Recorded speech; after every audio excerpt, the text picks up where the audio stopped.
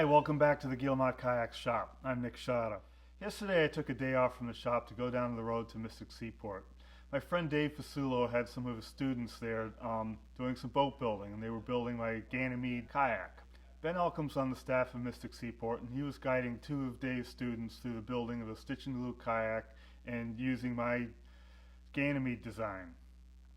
Chesapeake Lightcraft had provided them with a kit, and Ben was showing them the steps of doing filleting and putting glass on the seam. So that was a fun break to just wander around the seaport briefly and see what they were up to. And today I'm back in the shop and I'm going to be working on trimming up the chine line, truing it up, and then stripping from there up to the keel line. I probably won't close off the bottom today, but like to make some good progress. In the last episode, when we'd left off the microBootlegger Sport build, I had just added strips up to the chine line, and I left off without truing up that new edge. So like we did on the other side back in whatever episode that was, I'm going to mark out where the chine line's going to be, saw it off, plane it down true, get the bevel right, and then from there we can start adding strips across the bottom. So I'm not going to spend a lot of time talking about what I'm doing, trimming out this chine line. If you want to see how I go about doing that, go back to the other episode. I'll try and put a link up here. Let me just get to work on this, see if I can knock this off pretty quick, and we'll go from there.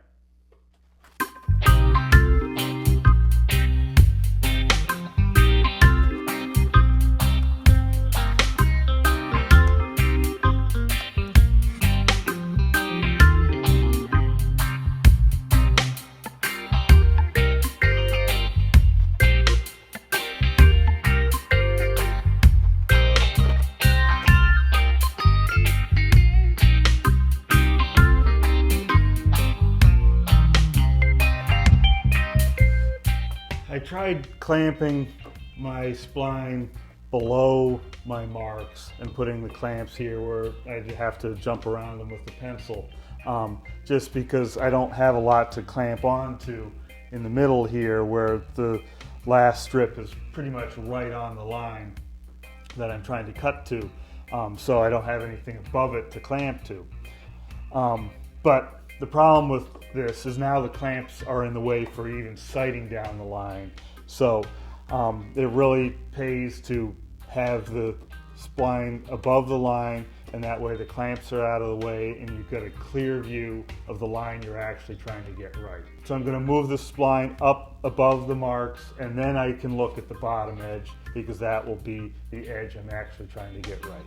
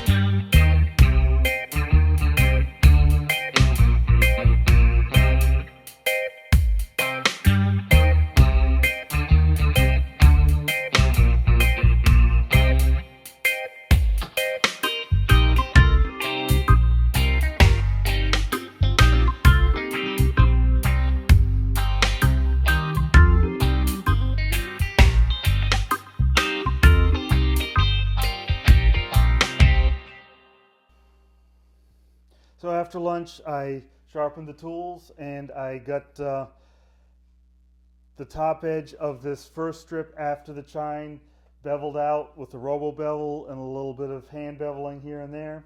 Now I'm dry fitting the next strip after that first strip. So I've got the alignment marks here in the middle all lined up. I'm going to have to fit both ends this time, but first I'm just going to mark this end and get this end fitted in.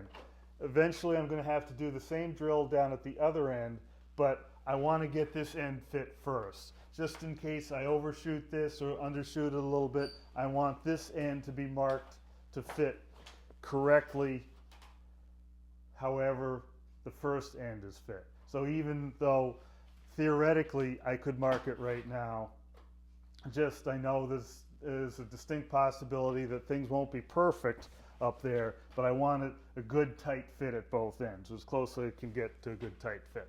So I've got my marks there. I can release the clamps. Now again, I'll back this off an inch or so, mark where the end's going to be, cut it off. Now assuming that's the finished end, I can just mark where it crosses the center line here and choose one of my plethora of straight edges, mark that. I've gone over this all before, so I'm doing it quickly. Cut off the excess.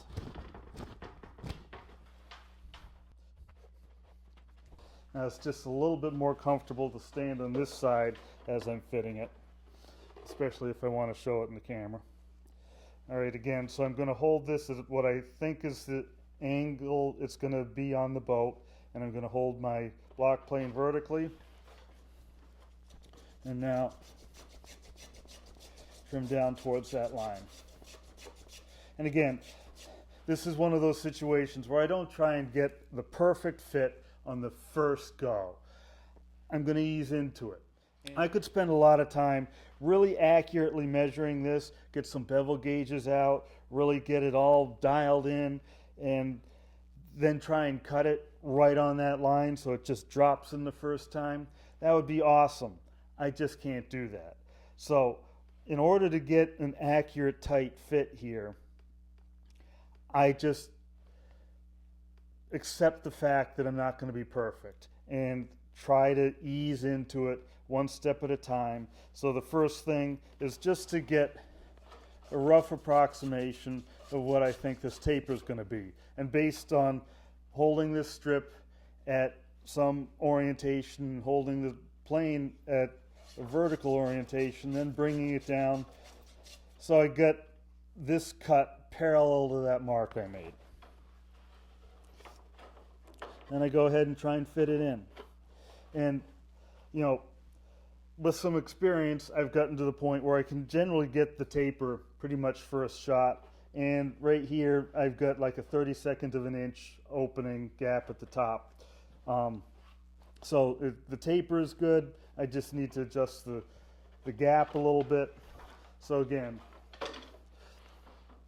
hold the plane up against the surface, tilt it out a little bit so there's a little bit of a gap up at the top matching what I just saw. That's my calibration on what's going to be the right correct angle. And so now I'll just hold that angle until I see the gap disappear. Bring the piece back, drop it in, and right now I have basically no gap up at this center line. I've got a little bit of gap along the side here. I was not able to get my robo-bevel up in here, so I have not squared that up to the orientation of this strip. It's tight down there, starting to get a little loose there. So what I'm going to do is just, again, look at the gap on the bottom side of that strip. And see if I can get that planed away. So I'm just going to hold the plane, kind of approximating that gap I just saw. Doing it left-handed for the camera.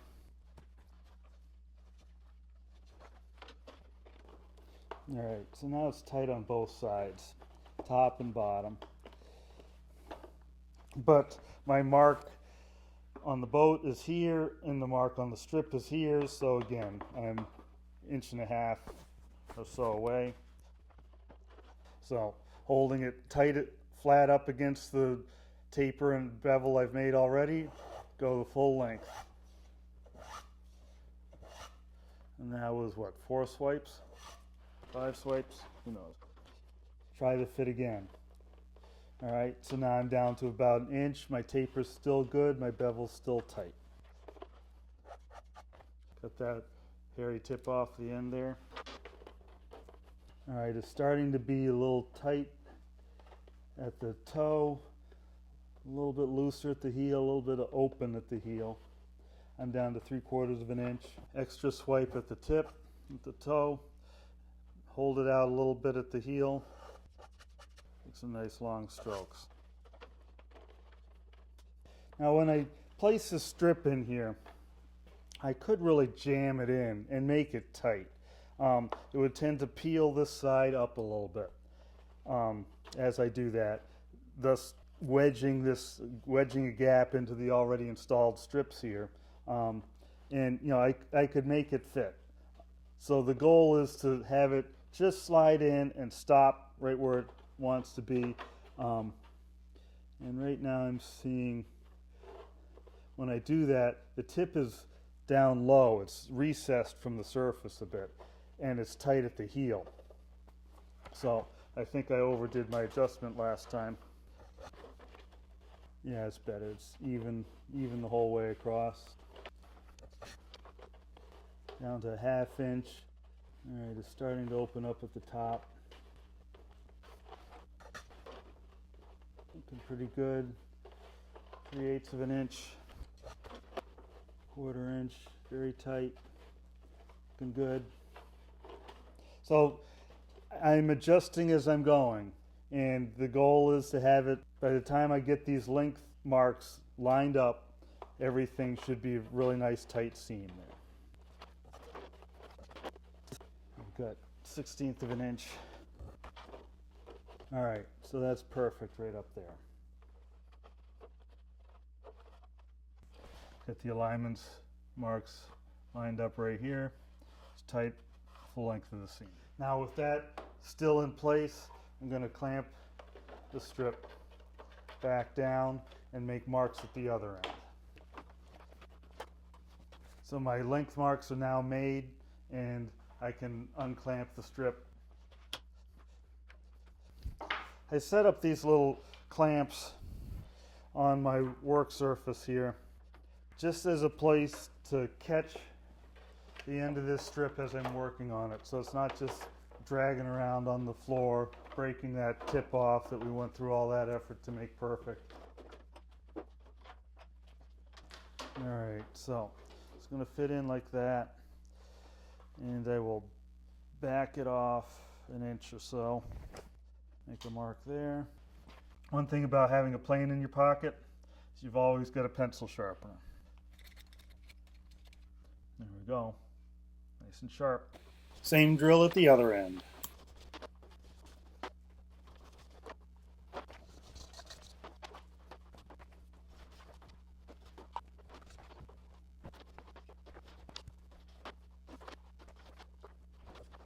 Marks up at each end, and so now I'm ready to put some glue on it and install it.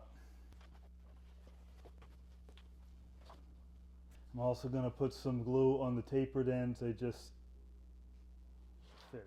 I don't go quite all the way up the end of the taper because I'm going to end up sliding it into that space, and that's going to smear some glue back along the length. And I don't want to end up with a blob of glue on the center line that's going to interfere with the next strip. So I go from the tip down to just shy of the end. Get it lifted in place. Now fit one end. Clamp it down. Work to the other end.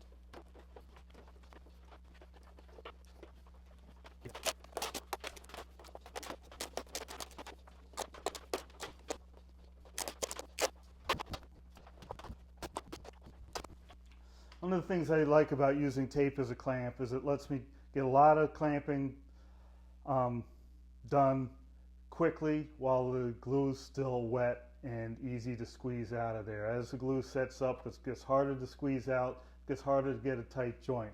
So if you spend a lot of time trying to get one spot together, other spots are starting to set up a little bit, and it's going to just be a little bit harder to get those nice and tight. So tape is quick, gets the job done quickly while the glue is still soft and wet.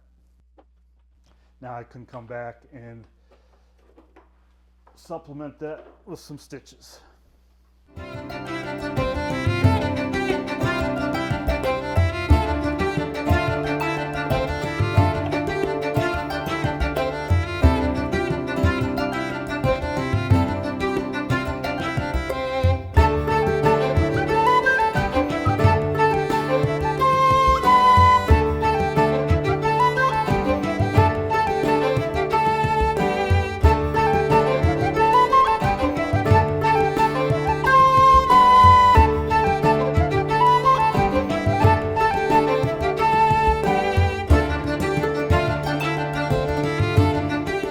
Okay, I'm going to call that a day. I don't know how much of that actually got recorded today, but I'm now 3 strips beyond the chine, so I got 3 strips on today total.